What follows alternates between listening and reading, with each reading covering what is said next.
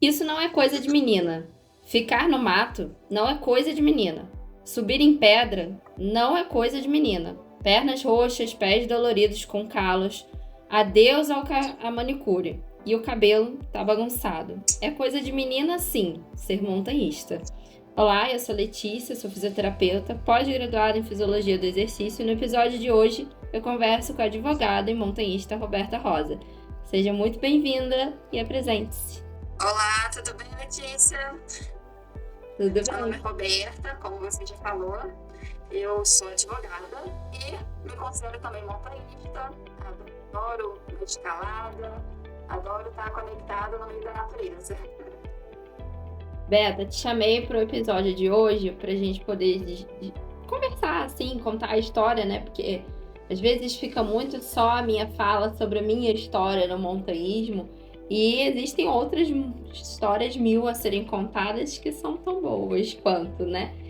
E, enfim, a gente vende o nosso peixe no nosso esporte, mas existem outros esportes também maravilhosos. Contudo, a gente vai pegar aqui a nossa religião, que é o montanhismo. Então, me conta, como é que você começou? Olha, posso chamar de Lili? Pode.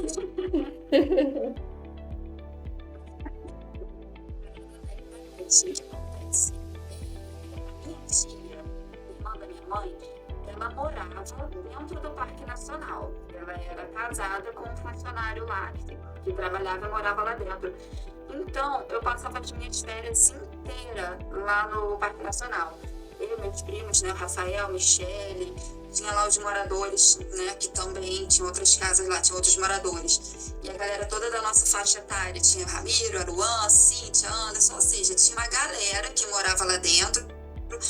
E a gente combinava o quê? A gente acordava, tomava café da manhã e a gente sumia no meio do mato. Ia pra cachoeira, ia ficar explorando as grutas, cavernas, voltava, almoçava, ia pro mato de novo. Então, assim, o meu contato com a natureza, ele começou muito cedo, meio que por causa de uma brincadeira, sabe? Porque quando eu era criança, adolescente, a gente não tinha celular, não tinha internet, não tinha essa tecnologia. Nossa brincadeira era se enfiar no meio do mato. Então, a gente juntava ali nossa patota e a gente ficava lá brincando e cismava de explorar, de querer conhecer, ver algum bicho. Nunca vi bicho nenhum. Muito mal uma cobra. Mas a gente gostava de explorar, então começou muito cedo. Aí eu fiquei, na verdade, depois que cheguei na fase adulta, né, por causa de faculdade e muitas outras responsabilidades, dei uma afastada. Fiquei uns anos aí sem contato nenhum, até que tem cerca de 3 anos que eu comecei de novo. Inclusive, não sei se você lembra, você me chamou para fazer um rapel lá na Tartaruga. Foi meu primeiro rapel. Aí, dali pra cá, eu não parei mais. Mas eu não lembro Vivo se agora você nesse mundo da voltou montanha. pelo rapel ou se você já estava fazendo trilha. Isso eu não lembro. Eu já estava, na verdade, eu tinha feito uns 5 dias antes lá na Tartaruga, né? A trilha da Tartaruga com meu irmão. E aí eu falei, cara, eu preciso voltar, isso que eu quero, é que eu me sinto bem, eu preciso voltar a fazer trilha. Uma amiga minha, uns meses antes, ela me levou para fazer a Pedra do Elefante. Quase morri, achei, gente, que absurdo, não tem como uma pessoa subir essa montanha e eu pensei que era assim, muito difícil de começar a trilhar de novo e falei, não, vou começar devagarzinho. Aí fui, fiz a tartaruga, você chama pro rapel, achei um esporte super radical na época, falei, gente, rapel, você fica pendurada na corda, meu Deus, será que eu vou conseguir? E aí fui, deu tudo certo, e desde então não parei mais. E você já fazia exercício físico fora as trilhas quando você foi voltar? Ou não, você estava totalmente sedentário? Sempre foi exercício físico. Eu jogo vôlei desde a minha infância. Eu sempre fiz parte de vários times, na época de faculdade também, na época de escola, eu jogava todos os jogos, todos os jogos internos, externos. Na época de faculdade eu fazia parte do time de direito, tá? Então, até me formar, eu sempre tive assim, a vida esportiva, assim, muito ativa. Aí parei, fiquei sedentária de novo por uns 5 anos, e quando voltei pra trilha eu tava bem sedentária. Tanto que eu te falei, eu fiz, antes daquele rapel, eu fiz a pedra do elefante uns 2 meses antes. Eu achei assim, surreal. Fiquei extremamente cansada, minha respiração ofegante. Posso confessar que a primeira trilha, assim, que eu achei hard, eu detestei. Aí eu falei, não, preciso ir de novo, porque não é possível, isso não tem, isso tá errado. E comecei a fazer direitinho, comecei a pegar fôlego, né? E fui melhorando, mas quando eu comecei de novo, cerca de 3 anos, eu estava totalmente sedentária. E é interessante a gente destacar isso, né? Porque eu também lembro que a minha primeira trilha voltando foi a da Cachoeira da Macumba. Eu fiz uma pequena com a minha mãe e depois eu fui voltar com 20 e poucos anos para fazer trilha. E por causa da visão, né, eu pedi para um amigo a Bia, aliás, ele nem era meu amigo, ele era só de uma empresa, então assim, eu tava pagando para ir fazer o rapel, eu fiquei mó medrosa, eu perguntei, não, você tem certeza que vai dar para eu ir? Porque assim, eu não enxergo direito, então eu não sei como que eu vou funcionar numa trilha. Ele, não, é muito pequenininho, tem 20 minutos e qualquer coisa eu te dou a mão e tal. Dito e feito, ele me levou ali na Cachoeira da Macumba, aquele trechinho só pra fazer o rapel. Eu subi de mão dada com ele e eu ainda consegui cair.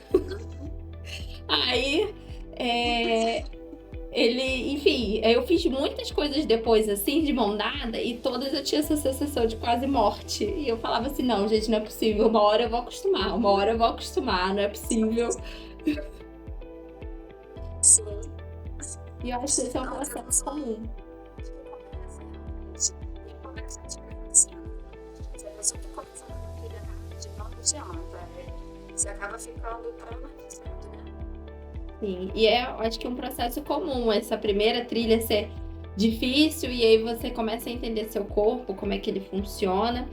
E até queria te perguntar sobre isso. Como é que você vê a Roberta de 3 anos atrás e a Roberta de hoje? Você vê muita diferença no quesito físico, de percepção de mundo? Sim, é incrível como 3 anos parece pouco, assim, né? Dependendo do ponto de vista, porque eu imaginaria assim, escalando montanhas que já escalei e chegando a certos pontos já achei difícil possível alcançar. Sempre a natureza, sempre achei isso é uma coisa assim, muito surreal pra mim, estar lá naquele lugar, entendeu? De repente, gente que nasceu para isso, estava acostumado com isso, mas não. Eu lembro que a minha primeira montanha hard, na verdade, foi um dia inteiro que eu fiz 2 montanhas que eu considero bem hard. E um dia eu conheci a Caixa de Fósforo e Cabeça de Dragão. E foi ali que eu percebi que realmente, por mais cansada, ofegante, destruída que eu tenha ficado no final do dia, era uma leveza, era uma paz. E aquilo, né? Não é só questão física. Na nível físico, eu percebi que tinha que melhorar bastante. Tanto que foquei mais na academia, comecei a me exercitar mais, ficar de olho, né, na alimentação. Mas, principalmente, a parte mental. É um detox que eu vivo quando eu tô assim no meio da natureza, sabe? Na montanha. É um detox. Parece que a mente dá uma limpada, ela dá uma esvaziada de tantas coisas, tantos problemas, responsabilidades que a gente já tem, sabe? E aí, é isso. A parte física, sim, claro. Óbvio que a gente tem que estar com o físico bom, mas eu sempre vou mesmo pelo mental, porque a Roberta, há 3 anos atrás, estava cheia de problemas, depressão. Eu estava resolvendo vários problemas, né, de família. Meu pai tinha morrido, eu tinha que resolver guarda dos meus irmãos. Saí de um divórcio, né, há 5 anos. Então, eu estava com muito problema. E quando eu comecei no montanhismo, hoje eu falo assim, quem é aquela Roberta, né, de 3, 5 anos atrás? Eu realmente não reconheço. Completamente diferente. E tudo isso eu devo graças à montanha, sabe? É por isso que eu tenho um pouco a filosofia, né, do podcast, do Instagram, enfim, das minhas redes sociais, é sempre de mostrar como que às vezes o corpo desperta o nosso real poder que está no mental. Então, a gente, através de um exercício físico, de um esporte, de uma prática, de um pilates, da academia, enfim, através de estímulos físicos, a gente consegue despertar o nosso real poder pessoal, que é o mental. E como que você se imagina, já que você já viu a transformação desse mental em 3 anos, daqui a 5 anos? A gente assiste durante o mundo, sabe? Porque a gente, assim como todo mundo, né? A gente, sabe, de Deus, pra mim era impossível. Quando eu consegui chegar no clube, eu pensei, meu Deus, tantos desafios que eu superei para chegar aqui, eu quero saber qual é a próxima. E eu pensei, eu preciso de uma mais difícil. Aí, passei alguns meses, falei, eu quero aprender porque ela é muito difícil. E de fato foi. De todas as montanhas que eu fiz até hoje, eu achei a agulha mais difícil, né, mais complexa. E aí eu falei, cara, sabe quando você sente que você se supera, sabe? Você tá ali sozinha, você e seus pensamentos, você e a montanha, você sente a montanha, você sente a natureza, você se sente conectado, você vai alcançando seus objetivos e você chega numa parte que você meio que dá uma travada e fica um tempinho ali, pensa, estuda como que você vai fazer para poder passar. É quando você passa, vem aquela adrenalina, tipo, caramba, consegui. E assim, sabe, Barnaldo tem muita montanha linda, Teresópolis, sabe, não é à toa que é a capital do montanhismo, isso aqui é perfeito, é o paraíso. Mas assim, daqui a 5 anos eu me vejo explorando o mundo, quero conhecer agora as montanhas do mundo, sabe, não parar por aqui. E qual para você foi o maior desafio dentro do montanhismo?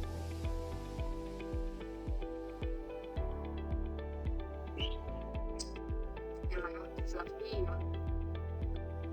eu acredito que sabe, porque uma vez que eu fui escalar, eu estava tudo forte, né? Eu senti mais, aí eu senti que lá no cume.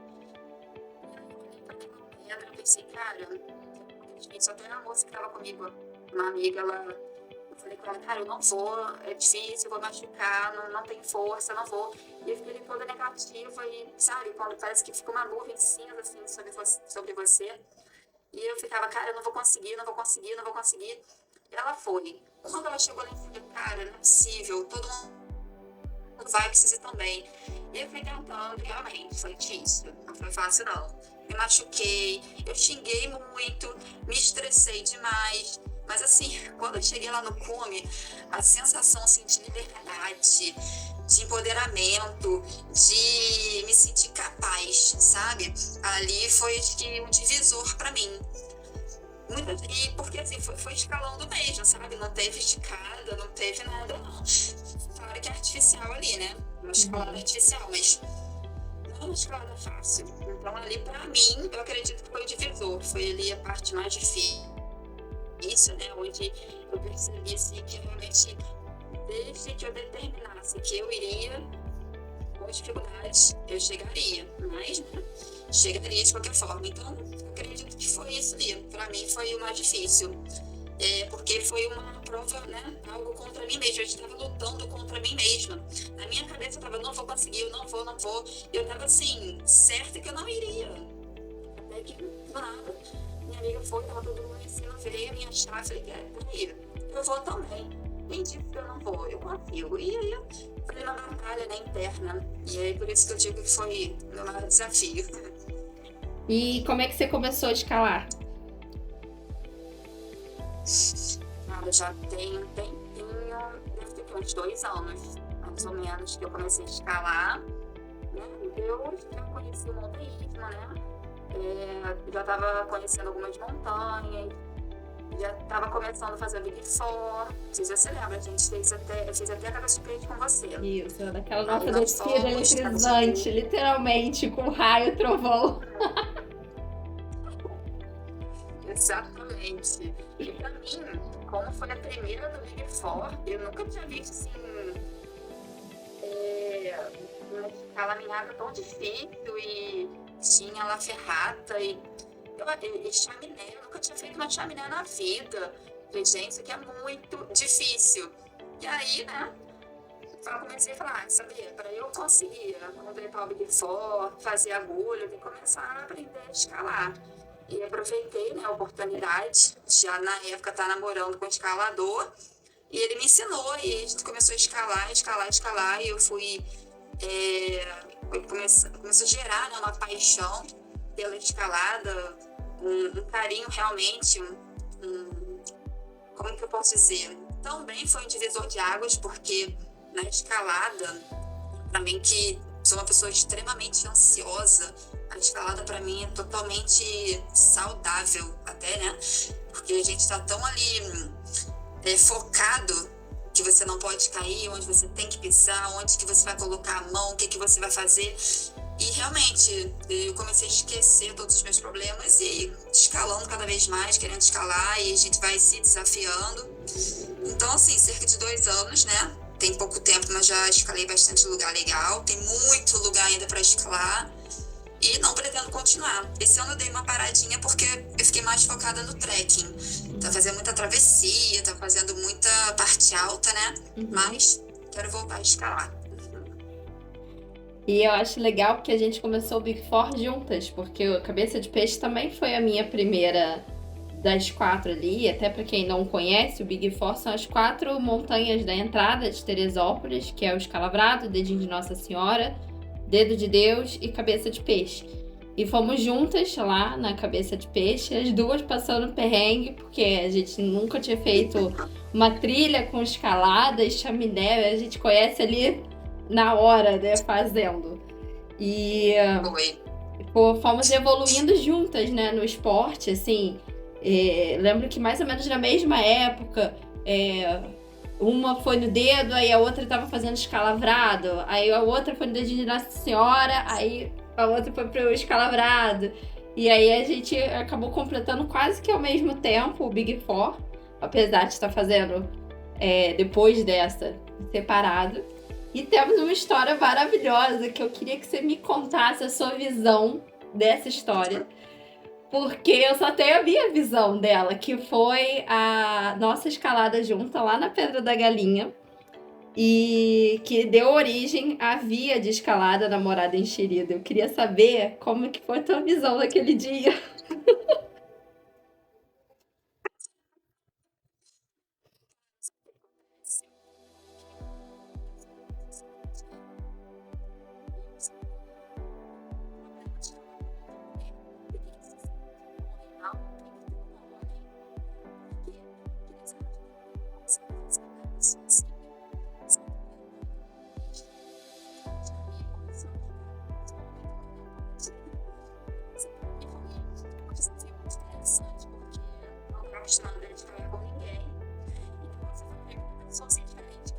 Escalei e era uma mulher. E na época eu lembro que todo mundo ficou assim, apreensivo. Nossa, vamos estar Roberto e Letícia. Não, mas vai dar tudo certo. Sabe aquela tensão no ar? E nós fomos, chegamos lá. Você começou a guiar lindamente, até que de repente eu olho para a Letícia. Ué, a Letícia tá tão distante, tá tão pro lado esquerdo, né? E aí você lá em cima super tensa também, porque você não tinha certeza, né? Se estava na via certa. E eu assim, meu Deus, eu não sei se eu falo com ela ou se eu deixo ela focada. Eu fiquei super nervosa. Mas, cara, deu tudo certo. Eu vi que você começou a desescalar, o que me deixou muito tensa. E você já tinha escalado até certo ponto. Aí você viu que não era a via certa que a gente tinha que fazer, né? Você acabou descobrindo outra via. Foi aí que você depois foi lá e fez a Namorada Enxerida, mas naquele dia deu um pouquinho de tensão, né? Porque não tinha nenhum grampo lá. Você simplesmente foi, toca. E aí eu fiquei, meu Deus, e agora? Devo falar, não devo falar? Vou tentar animar ela, não sei o que eu faço. Mas deu tudo certo, você subiu, depois desceu também, não caiu, não se machucou. Voltamos, concluímos nossa escalada, depois ainda foi lá, fez a Namorada Enxerida e hoje tá lá, né? Serve pra história e é uma via bem legal, né? Assim, queria que você tivesse estado presente na conquista, mas como foi de surpresa, né, a conquista, eu não planejei nem nada assim. Porque eu acho que seria a cerejinha do bolo você tá junto da conquista, né? Porque assim, mal ou bem, a conquista em solo você tava junto. Porque eu lembro até hoje, assim, que eu percebi mesmo, assim, que eu, por causa da visão que eu tava no lugar errado, que não ia ter chapa, quando você gritou assim, já passou o meio da corda. Eu pensei, caraca, ferrou, eu vou ter que dar um jeito aqui agora. Olhei pra baixo, calculei a corda, eu falei, eu não posso cair, gente, primeira escalada da Roberta com outra pessoa, não posso cair que eu vou traumatizar ela. O fato de você dizer calando, e, gente, agora, se ela cair, o que que eu vou fazer? Mas graças a Deus não caiu. Perfeito. E é essa questão do psico, né? E que nós, como mulheres, normalmente não somos educadas a ter, porque os homens, eles não têm essa dúvida do, mas são duas mulheres. Mas será que vai machucar? Será que vai cair? Será que isso? Será que aquilo? Nós, mulheres, somos ensinadas a nos questionar mais sobre os nossos potenciais. Eu acho que provavelmente se fossem dois homens conversando sobre uma escalada, não teria esse diálogo do tipo, fiquei com medo, mas fiquei quieta para passar confiança para minha parceira, porque eu acho que esse medo, esse receio é uma coisa que nos é muito ensinada. E sendo assim, você vê dentro do montanhismo, ou você já passou por alguma situação desagradável por ser mulher?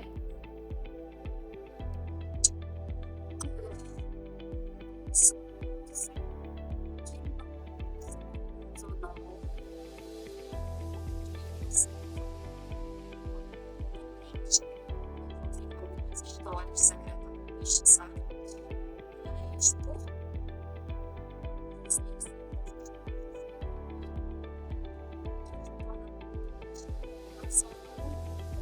são pessoas. Por quê?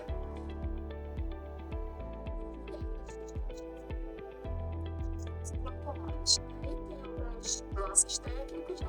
Geralmente os homens só me ajudam as mulheres.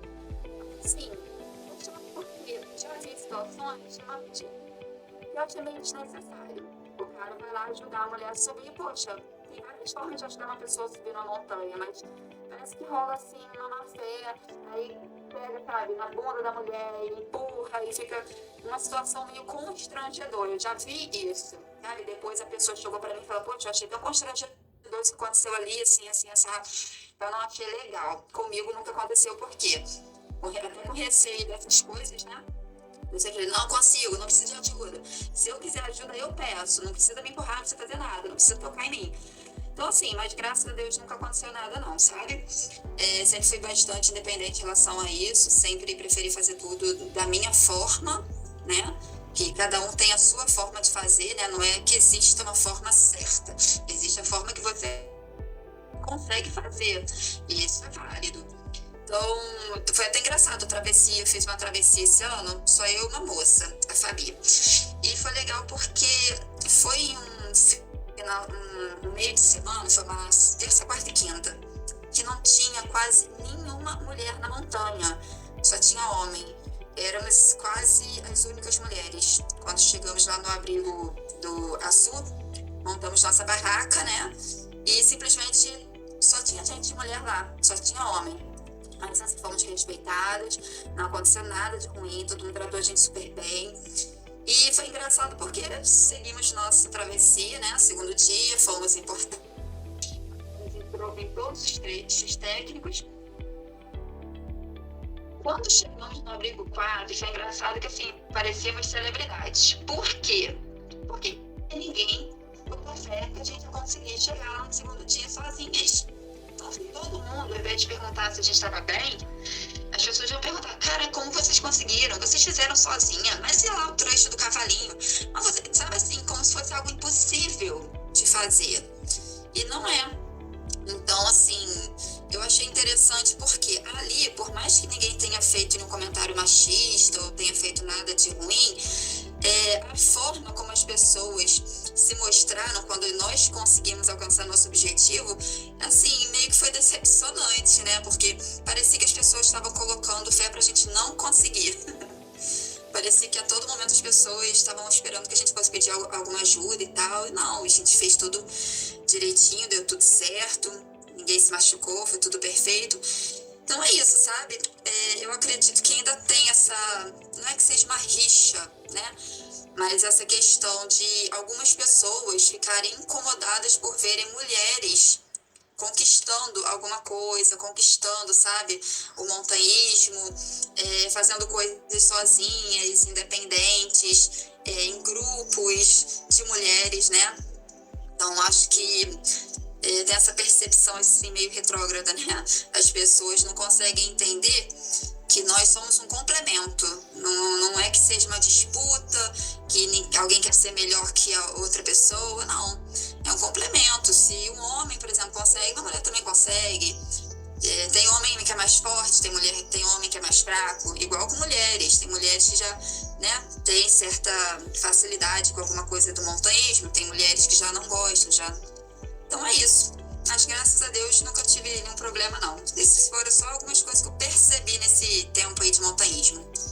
Eu falo que a gente tá numa bolha aqui dentro do montanhismo de Teresópolis, até que bem privilegiada, né, assim, porque aqui, caso de assédio, como a gente já viu no Rio, em outras, né, cidades, assim, onde tem assédio mesmo sexual, né, falando e tal, eu nunca vi, e apesar de sempre estar com os meninos e tal, pode até que tenha acontecido em algum momento da vida, mas eu não sei. E acabou que eu sempre virei brother também. Então, a gente meio que vira brother deles, né, aqui na nossa bolinha teresopolitana. E acaba que não acontece, vira um ambiente saudável, um ambiente que, não é nada demais de você, sei lá, fazer uma travessia só com homens, ou você fazer uma travessia com mulher, porque dentro dessa bolha é normal. Até os meninos conhecem, incentivam a gente, apesar de ficarem preocupados, incentivam a gente a fazer, né? Em nenhum momento, na época, ambas estávamos namorando escaladores, e os dois incentivaram a fazer, né? Então, assim, eu acho que, apesar de ser uma cidade pequena, nesse ponto a gente está mais evoluído do que outros lugares. E é quando a gente encontra esses montanhistas de outros lugares é que a gente percebe o quanto que ainda está retrógrado dentro da comunidade geral esse pensamento de, assim, a mulher não pode fazer sozinha, a mulher não pode... ela vai estar desprotegida, ela vai estar correndo mais risco. Sendo que, assim, o risco que você corre é o risco pela inexperiência, que um homem também inexperiente, porque temos, né, mais ou menos o mesmo tempo, então, assim... perto de tanta técnica que existe e tal, eu considero, assim, me considero inexperiente ainda. Por mais que tenha feito muita escalada, muita trilha, nananã, eu ainda olho e falo assim, gente, eu não sei nem a ponta do iceberg. Tem muita coisa ainda para descobrir. Mas os riscos são mais pela inexperiência que a gente ganha fazendo curso e fazendo as montanhas, que é igual ao do homem. Né? Então, para mim, vai mais da mentalidade também, que tem reduzido graças a gente falar sobre o assunto, né? Então, eu acho que boa parte da comunidade, com o passar do tempo, né, nos próximos 5 anos, talvez, já não seja nenhuma coisa encontrada, já que as mulheres estão dominando e cada vez mais a gente está vendo aí mulheres no esporte. E eu torço para que futuramente a gente tenha mais mulheres guias também. Para finalizar, Beta, queria te perguntar se você acha que montanha é coisa ou não de menina. Com certeza. Montanha é coisa de menina, sim, entendeu? Porque a montanha, ela transforma, sabe?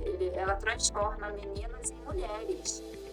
Ali na montanha, na vivência que a gente se supera, a gente consegue conquistar e aumentar a nossa autoestima, a gente, não sei, a gente se supera de uma forma, é como se fosse uma borboleta, sabe, saindo do casulo. O montanhismo traz esses benefícios para as mulheres, sabe, eu falo assim, tanto esteticamente, como você começou, né, o podcast falando que realmente a gente acaba perdendo um pouco a vaidade porque nossas unhas esquece. Esquece esmalte, esquece unha grande. Mas, contrapartida, cara, a natureza deixa as mulheres até mais bonitas, né? A gente tá ali totalmente conectada com a natureza e se curando, se desintoxicando. E é isso, montanha é lugar de menina sim. Beta, quero te agradecer por ter topado participar e contar a sua história, que inspire tantas outras meninas que às vezes também cresceram com contato com a natureza, mas a vida acabou colocando em outros caminhos e que possa realmente se reencontrar, se reencaçular para poder virar borboleta. E se você tem alguma mensagem final, alguma mensagem de contato, se alguém quiser entrar em contato com você, você tem feito alguns guiamentos junto de outros guias já profissionais, enfim. E aí deixa seu contato e se despede do pessoal. Eu, na verdade, faço muita montanha com amigas, amigos, né? Tô começando uma parceria bem bacana com a equipe lá do Rio, a Roupa Expedições, que como eu ainda não tenho o meu cadastro, né? Eu tô fazendo sempre alguns guiamentos com algum guia que já tenha, né? O cadastro, já tenha tudo certinho, mas é isso. Se quiser fazer montanha por diversão, ou conhecer, ou queira começar a se conectar com a natureza, queira começar a viver essa história de amor com a montanha, estamos aí. Pode me chamar que eu tô sempre bom pra montanha, tô sempre aí. Qual que é a tua rede social? Obrigada. @RobertaAorro. Eu tinha um Instagram antigo que foi hackeado, então fiz um novo, tem 2 meses apenas. Mas eu coloquei Roberta Aorro, tá bom? Tá bom, Beta. Obrigada, um beijo e até a Obrigada a próxima. você, foi um prazer.